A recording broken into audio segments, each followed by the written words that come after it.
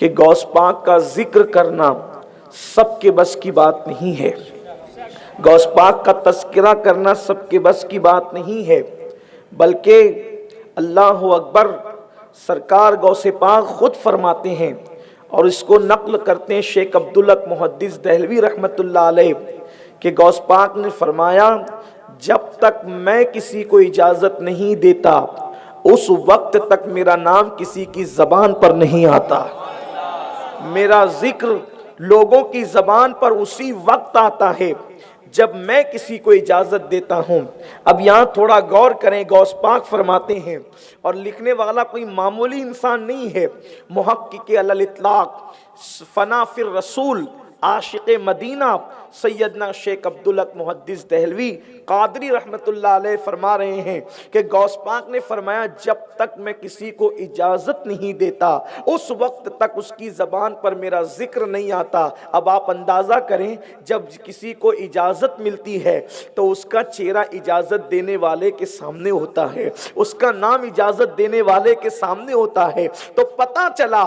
آج اللہ کے رسول صلی اللہ علیہ وسلم کے اس شہزادے کی طرف سے میرا اور آپ کا انتخاب ہو گیا ہے، اسی لیے غوث پاک کی محفل کو لے کر بیٹھ گئے ہیں۔ اور ذکر غوث پاک کی شان کیا ہے، اللہ اکبر، سرکار غوث العظم دستگیر فرماتے ہیں میرا ذکر کثرت سے کیا کرو اس لیے کہ میرے ذکر کی برکت سے مصیبتیں ٹال دی جاتی ہے، میرا نام جس کی زبان پہ آتا ہے اللہ اس کی مصیبتوں کو ٹال دیتا ہے۔ اسی لیے تو حضرت مولانا جمیل الرحمن غالباً فرماتے ہیں کہ تیرے میرے لب پہ رات دن ہے تیرا نام غوث اعظم، میرے لب پہ رات دن ہے تیرا نام غوث اعظم، اور تیرے ذکر سے بنے ہیں میرے کام غوث اعظم، تیرے ذکر سے بنے ہیں میرے کام غوث اعظم۔ میرے پیارے آقا صلی اللہ علیہ وسلم کے پیارے دیوانوں، امت محمدیہ میں سرکار غوث العظم دستگیر جیسا ولی کوئی ہوا ہے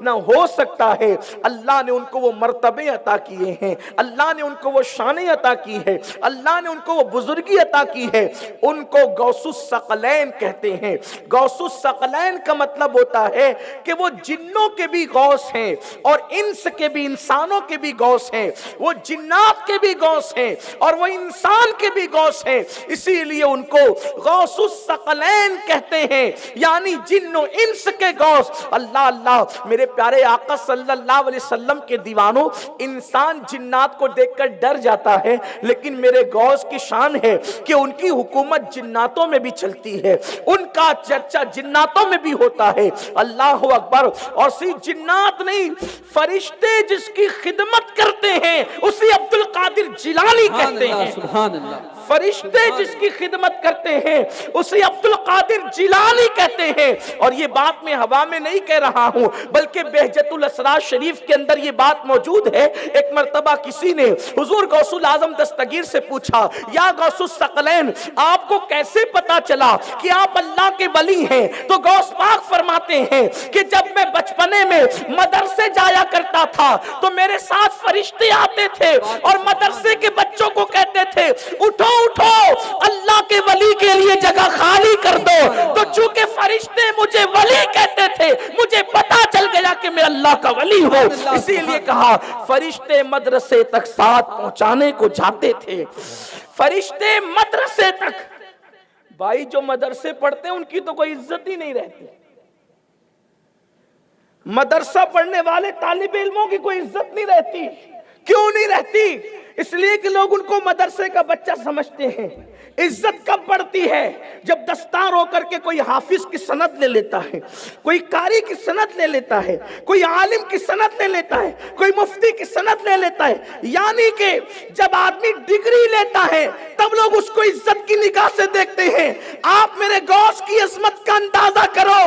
مدرسے کا حال یہ ہے کہ فرشتے خادم بن کر مدرسے تک پہنچانے کے لیے جاتے ہیں اور بچوں سے کہتے ہیں اٹھو اٹھو اللہ کے ولی کے لیے جگہ خالی کر دو۔ مدرسے میں جس کے مرتبے کا یہ عالم ہے، جب وہ اللہ اکبر ظاہری باطنی علوم حاصل کر چکے ہوں گے تو ان کے مرتبے کا اندازہ کون لگا سکتا ہے۔ فرشتے مدرسے تک ساتھ پہنچانے کو جاتے تھے۔ یہ دربار الہی میں ہے رتبہ غوث اعظم کا، یہ دربار الہی میں ہے رتبہ غوث اعظم کا، تو سرکار غوث الاعظم دستگیر کی شان یہ ہے۔